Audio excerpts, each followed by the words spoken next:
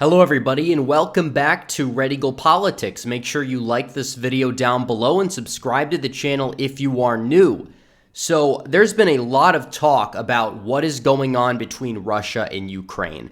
And this video is not necessarily going to be an analysis of the conflict. I will be doing a video analyzing the conflict probably either this weekend or sometime early next week, talking about it in depth, bringing something new to the table because there's been a lot of discussion, and I'd like to bring something new to the table regarding this. But beyond that point, a lot of people have been saying that Biden's approval rating is going to skyrocket because of this. This is going to be the boost that saves his presidency. And, well, it's been a week and a half to 2 weeks since this conflict has really been escalating, and that has not exactly been what we have seen regarding Biden's approval rating. We're going to get into the data. We're going to talk about what it would really take for this to affect his approval rating either way, but it possibly could end up affecting him negatively. So we will be discussing that. But first, I have to talk to you guys about my good friends over at Noble Gold. So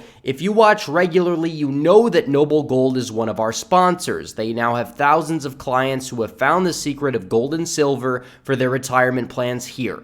And for the month of March, with any qualified IRA above $20K, you'll get a 3-ounce silver American Virtue coin or a 5-ounce America the Beautiful silver coin for anything over $50K. You know what to do. Call 877-646-5347 now to find out more, or visit noblegoldinvestments.com. Again, noblegoldinvestments.com. So Biden's approval rating in civics, and I'm not just going to use civics. Civics updates, routinely by the day.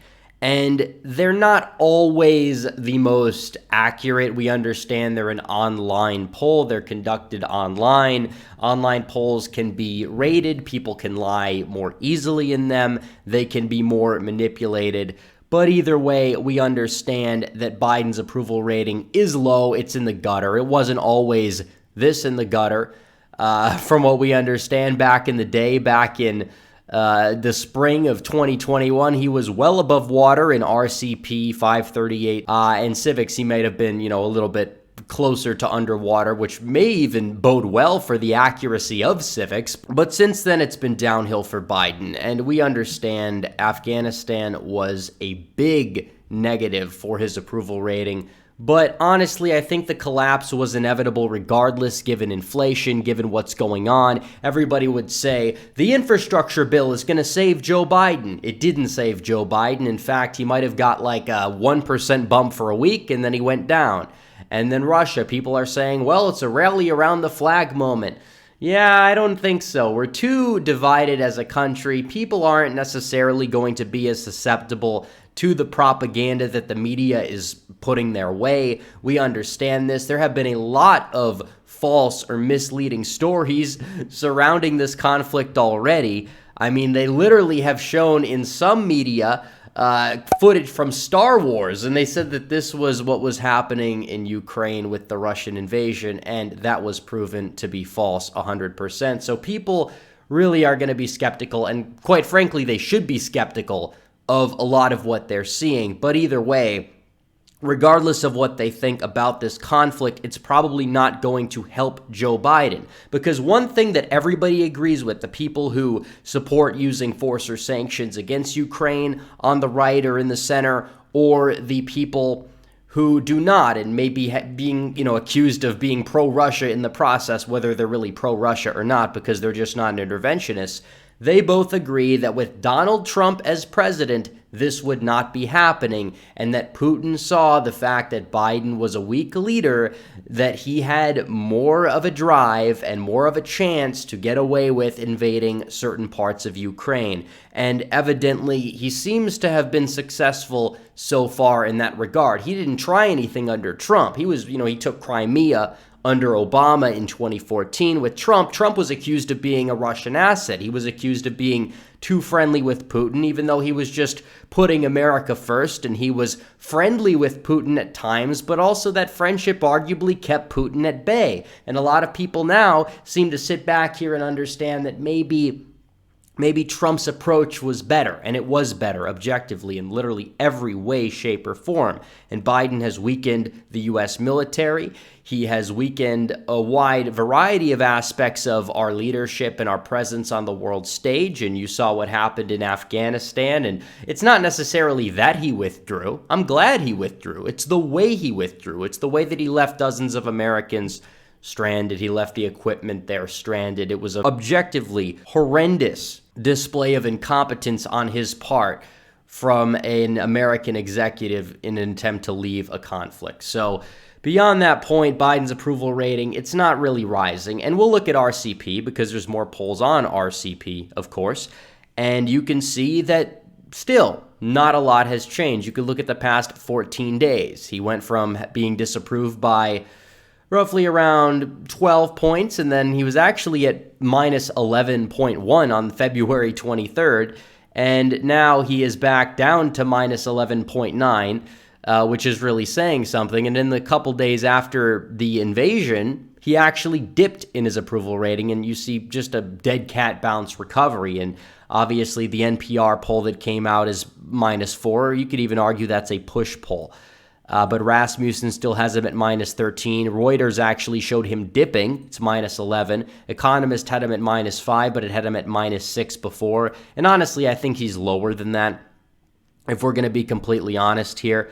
And a lot of these other polls also showed him a dip that got some of the fallout in there, some of the post-invasion people. So already you see that the notion that Biden is going to see a massive approval rating rise, that's unfounded so far. He puts sanctions, but you know what? Those sanctions hurt people. Those sanctions hurt people at the pump.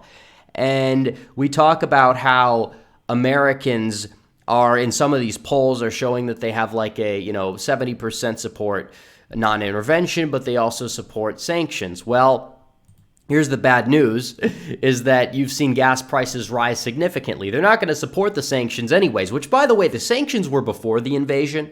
So it's not like they prevent Russia from taking over parts of Ukraine, because they clearly didn't. If anything, they embolden Russia, and Russia's going to be self-sufficient more so because of them. The sanctions don't do anything, and they don't. And I agree, we need to be energy independent. But we're not energy independent under Biden. He's shutting down the pipelines. He's being more dependent on oil from Saudi Arabia, more dependent on oil from Russia and Ukraine. And you look at these sanctions and what they do, well, we're not as independent anymore, and our gas prices are going to go up significantly as a result because the supply of gasoline goes down. It's basic common knowledge. We understand this. We talk about supply and demand. That's basic economics. That's like what you learn in 9th grade.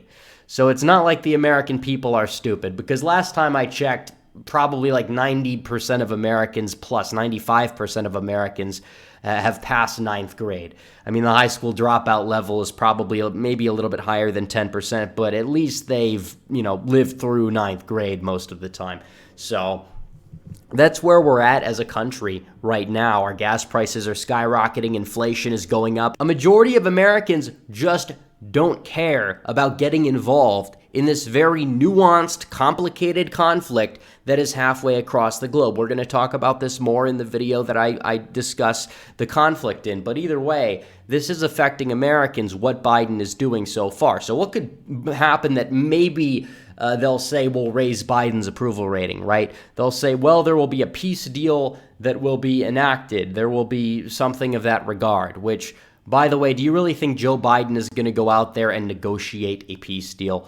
And even if he does, or even if people around him negotiate one for him and give him the credit, it's probably not going to raise his approval rating significantly. And even if it raises it 5 to 10 points for a couple of weeks, people then will be reminded about inflation and the current state of the economy and his COVID policy and just pretty much everything else. And they'll also note the fact that he kind of got us into this situation with his incompetence to begin with. It's probably not going to help. Trump de-escalated tensions with Iran in early 2020. It didn't impact the 2020 election whatsoever. Obviously, partially that's because of COVID and the riots happened after that, but still, a lot's going to happen between now and then, to the point where Biden's not going to be able to use Russia as a mandate. The midterms are going to be almost exclusively, if not exclusively, defined by domestic issues, including the border, including inflation. It's not necessarily going to be defined with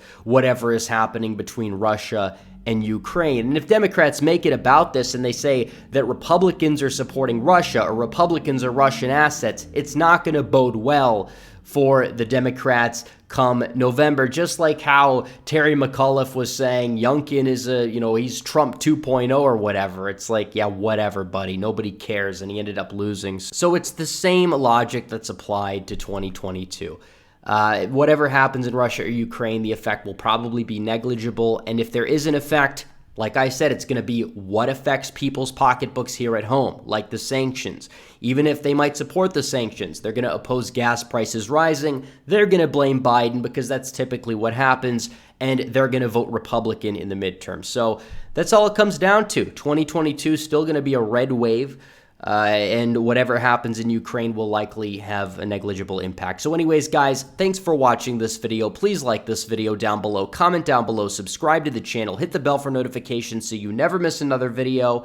Follow me on social media. The links are all in the description down below, and sign up for the website for exclusive content. The link's in the description as well. So anyways, guys, thanks for watching. Red Eagle out.